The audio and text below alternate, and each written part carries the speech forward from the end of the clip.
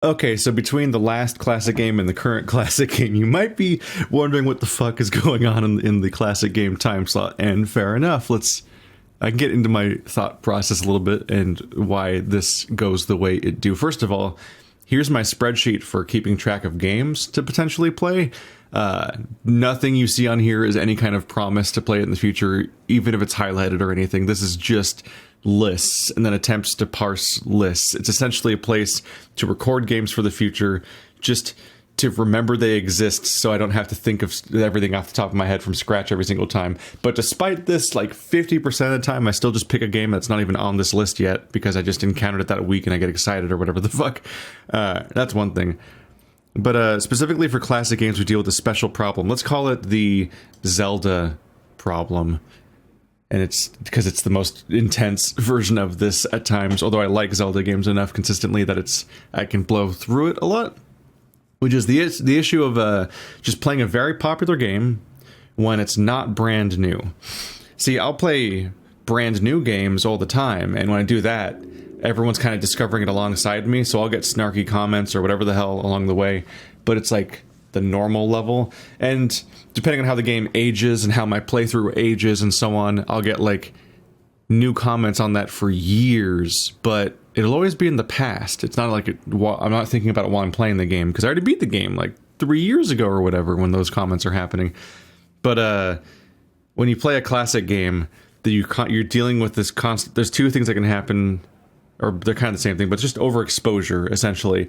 One is the Zelda problem specifically, which is this is part of my childhood, and so I'm going to be I'm really engaged in this game, and I have intense feelings about it. And in many cases, I'm like the people will like struggle to see the game through new eyes in a way that can be a bit of a frustration at times, or it could just lead to like an intensity in the community.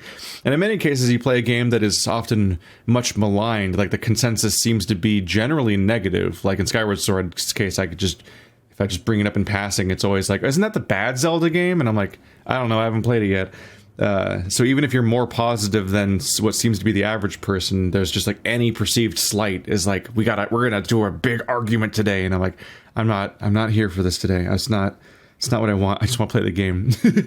So some of this is just the weight of the audience and the fact that I read the comments and so on. And it's not necessarily the audience's fault or that they're even necessarily doing something wrong. It's just kind of what comes with playing a game that has expectations and baggage and heavy exposure and so on, which we kind of got another volume of that with Doom, which is like the consensus kind of didn't seem that positive for Doom Eternal in many cases.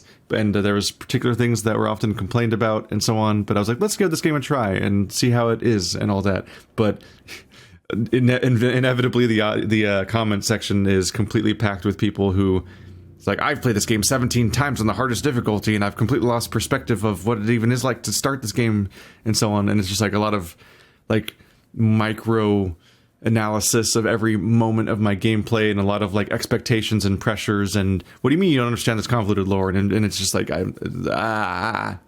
there's like a pressure there, and it'll always be kind of there in certain parts of the job, and I'll always poke back into these kinds of games periodically. But whenever I'm coming out of one of these games, I like to have a palate cleanser, and so that's how we get the kind of situation where I'm looking at like Thief: The Dark Project, and I'm like, like, how do I do this? Like, first of all, I have mutually exclusive choices. Like, do I play it on normal difficulty? But like, and then the people are like, but you're missing out on all the objectives with the higher difficulty. So like, do I play it on the highest difficulty? But then it's like, people will be like, oh, this isn't the intended experience. You should be playing on a lower difficulty first and playing on the higher difficulty later. And then you play on the medium high difficulty, which is like the one where it has the most objectives, but except for a few of them are missing, and you don't get the pacifism goals, so you have more freedom to play and so on. And like, no matter which one I pick, I'm going to be told that I picked the wrong difficulty, and in some ways they'll always be right, which is part of what makes it worse. And I'm thinking of all these expectations of how to best serve this legendary game that part of the audience wants me to do, and Echo Knight. Oh, I'm free. Oh, what a relief. Like, I'm going through all the thought processes of how to prepare for an anticipated playthrough and not blowing it and so on. And then I'm like, you know how I can escape this? Play a game that no one's fucking heard of. Like, 2 people have heard of it. There's always that guy in the comments. Hello, that guy. I see you. waving and all that.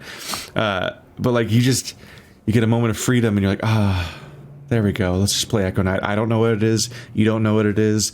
We'll use the fact that it's by From Software as an excuse for why it's interesting or whatever, but we're just going to explore and experience this together. And no one's going to be like, you're ruining my childhood and stuff like that. And like, yeah, what a relaxing, I'm free this month from that. That's nice. And so like there's those to-do lists. Like I want to get around to Ico and I want to get around to Okami and so on. And like that's always a constant thing is I always have my to-do list of the big games that people want and that I want. And like, so we share that goal, but it's good to have a vacation every now and then. And so then I'm like, sure, I could play Okami, but also maybe I could play fucking Breakdown, that weird, like, explodey arm, first-person Punch-A-Man Xbox game. Does anyone remember this game? I remember this game. I didn't even play it, really, but it's been seared in my mind with those weird white corridors and the punchy arm and stuff. What is this game like? Or like, Azuric, Rise of Parent. I had this cover. I had this Game Informer issue. I don't have any more. I got rid of all of my Game Informers except for, I think issue 100 and issue 200. But like a decade ago, I threw them all out because as a kid, I didn't understand the disposability of magazines. It's like, I own this. I should keep it forever. And so I just had a giant stack of them in a cupboard somewhere until I finally realized my mistake. But like, yeah. This was like how I was exposed to the Xbox. Fucking Azuric. Like, this was the big Xbox issue, and look at all the polygons. They had a whole page showing the wireframe of his model and look how many triangles he's made of. What a beautiful character model. Look how fucking stupid his face looks. Oh. Like, not Halo, not Fable, and so on. Fucking Azuric was like the fucking poster boy of like, look at the upcoming Xbox. Just like that game that came out before Warframe, where you throw the metal glaive around and stuff like that. Like, that was the first announced Xbox 360 game, and it's like, no one remembers that game either. I just realized that the left side of the screen says Xbox shits itself. I don't think it says that. But that's a really unfortunate sticker location because it definitely looks like it says Xbox shits itself. But like I could just hop on and do an Azuric playthrough and no one knows what the fuck to expect from that, or fucking Hotel Dusk Room 215, or what the fuck is Flower, Sun, and Rain? Do you know? You want to know, don't you? It's the sequel to the Silver Case. That wasn't helpful at all. So this is how I land on MDK. Because it's like, I encountered it. It's been stuck in my mind for like a year. No one mentions this game basically. And it's like, and I look into it and I'm like, it looks like a completely insane game. In some ways, it's not that weird because it's just a third-person shooter made for the PlayStation, and that's like pretty whatever. But every moment of this game looks like I haven't seen like the whole game or anything, but I skipped around and looked at some of the stuff, and it's like, this looks like you're playing in like a surrealist painting. What the fuck is that? Like if you look at older games, like Jet Force Gemini and so on, there's an inherent weirdness to just classic games. There's an aesthetic difference. Back when we had the sliding scale from mascot platformers to ultra realistic shooters nowadays, like in between, there was some really weird, uncanny, strange stuff that was mixing very different tones, and you weren't sure what to do with it. And Jet Force Gemini kind of perfectly encapsulates that. But like, that was a kind of weird that's only weird in retrospect, but at the time it was like, that's just what games are like. Isn't that normal? I think MDK was weird when it came out. I don't think this is just it gets weird because it's old. I think it was weird the day it came out. But why do I know what MDK is? MDK, the sequel, is made by BioWare. So there's my connecting tissue. Like, I actually don't remember who made the first game, but the sequel's made by fucking BioWare, who was my favorite developer until the Great Betrayal. And before them, my favorite developer was Rareware until...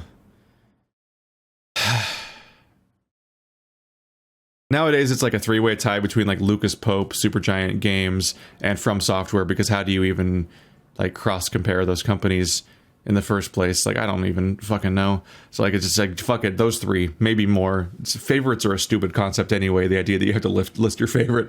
But so I just let's fucking see what MDK is. The other reason it's been seared in my mind is that when I encountered the cover for the sequel, it has let's call him a horrifying dog man on the cover. There's a lot to take in. His feet are as big as his torso, and he has like a beer gut, and he's weirdly nude. Like he's got just like a Speedo on and like a weird chest armor thing. Like there's so much to take in there. You might not even immediately realize the fact that he has 4 arms. Like it takes you surprisingly long to notice the 4 arms, given all the other stuff going on with his character design. And like this has been seared into my mind for a while. Like I like my anthropomorphized like animal people characters, but this is uncanny and distressing in certain ways. I think it's partly because he looks like, it's like when somebody draws an ultra realistic picture of Homer Simpson, where it's like, this looks like it would work as a really cartoony design, but then somebody just went way too high detail on the drawing of it, and now it's like uncanny and off-putting. And so that cover really sealed the deal on making sure that MDK 2 was just floating in the back of my mind for a long time. Just wondering, like, when are you going to find out what the fuck that game is? And that did a lot of legwork. In fact, I got physical copies of both games, which I am realizing was a mistake because of the fact that, as it turns out, they're just on GOG. Both games are on GOG. I made the same mistake with Silent Hill 4, which is also just on GOG. Just check GOG, guys. Whenever you are looking to buy an old game on eBay or whatever, just check GOG. They might already have it, and it'll probably run better and look better. Definitely for my purposes, like I'm recording stuff, like it definitely looks better to get a nice 1080p upscaled sort of like running on a PC thing than to play like a PlayStation 1 or 2 game if the option is available. So I have these copies, but once again, for like, I think the 4th consecutive classic game, I'm actually not going to be using them because the whole archiving process of getting games on the internet and all that is surprisingly, they're doing a pretty good job on a lot of this stuff. Anyway, this is happening.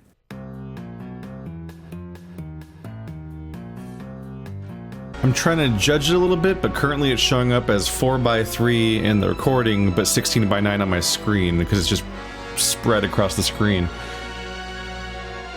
I think the 4:3 might be, it's an older game, that it's usually the case.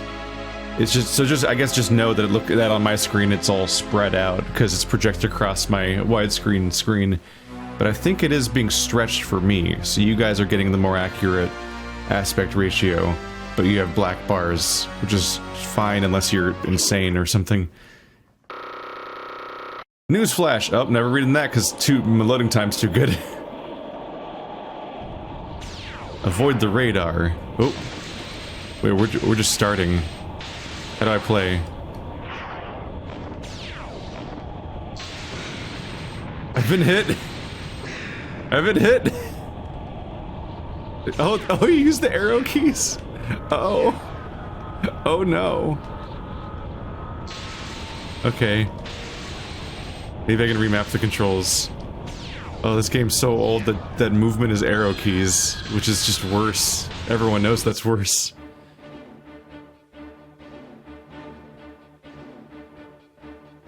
You might be thinking, arrow keys, WASD, it's like the same thing, right? But the problem is, arrow keys aren't surrounded by anything. There's empty space.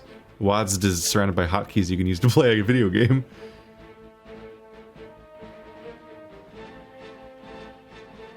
It's almost loading.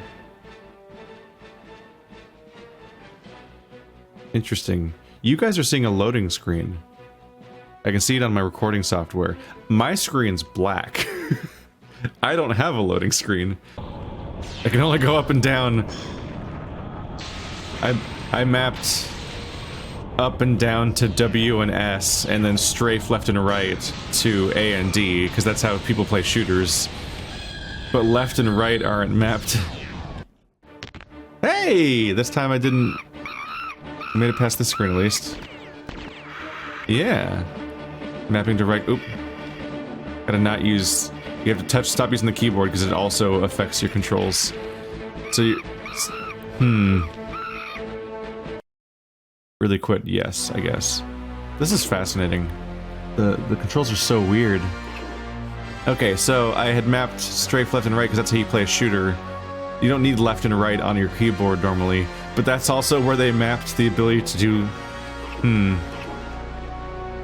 That's where they mapped your ability to move around like that. I might be in some trouble here. What happens if left and right and strafe left and strafe right are mapped to the same button? What mess will that get me in? Yep, you rotate left and right while also strafing. So that's obviously pretty bad for my purposes. And sniper is also F, but that doesn't have to be that. I'll map it to N. Because it turns out right click works for sniper, so I just need to map it to something I won't press here. Just like how fire is control, and I'm like, no, I'm not gonna fire with that. But this is the remapping screen for your mouse. You can map all these different things to your mouse. Which I don't even... Interesting. My thumb button that goes forward doesn't work, but my one that goes downward, that registers. So left click, right click, is it middle mouse? There's middle mouse, and then my thumb button that's closest to my palm. So you can tell from up here what those 4 buttons are. So left click is fire, right click is snipe. And I could map something else. Middle mouse would be a pain in the ass, but I could map use item to this. Well, it's up here, so I want to make it that one. You don't press the hotkey you want here. You figure out what they are by pressing them somewhere else, and then you go highlight the right spot and fill that one in. What? What happened to my mouse? I'm moving forward by scrolling by moving my mouse forward, and moving backwards by moving my mouse backwards, but I can't turn left and right with my mouse. How did I do this? Shit. Yeah, sniper zooming, this is good. I must have clicked on these on accident. Shit, what did they start as? Oh, it works great now. Sniping works just... Oh, you can see where my bullets are going. Oh my god, it shows the travel of my bullets.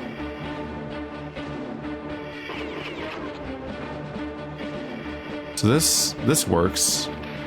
But I can't walk around like a normal person. I have to replay this level every time I test my controls. Because there's no controls menu in the game. This is an experience. I should say it's a process every time I have to get a classic game working on PC. On console, you just play the game, because the consoles are like encased in amber and never change unless they start breaking.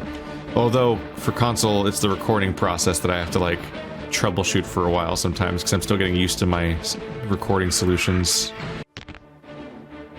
Uh-oh.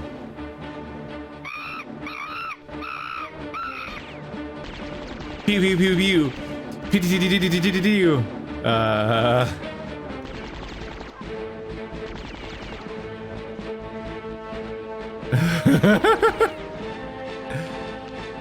I was like, I know how to get this to 1080p. I cannot stress enough, I have spent so much time trying to get this game to work, and I think we're good. I've played that falling mission like 10 times! So I'm playing this like Doom, I believe. Yeah. It's like I spin and shoot, and you can't aim up and down.